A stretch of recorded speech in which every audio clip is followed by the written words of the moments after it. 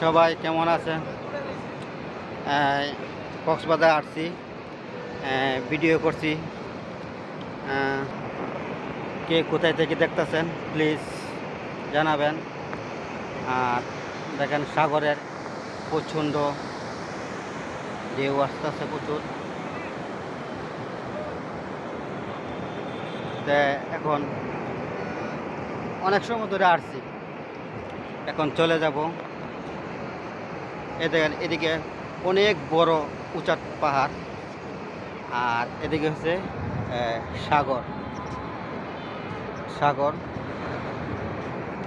তো এত সময় আমি সাগর পাড়ে ছিলাম, অনেক ভালো লাগছে।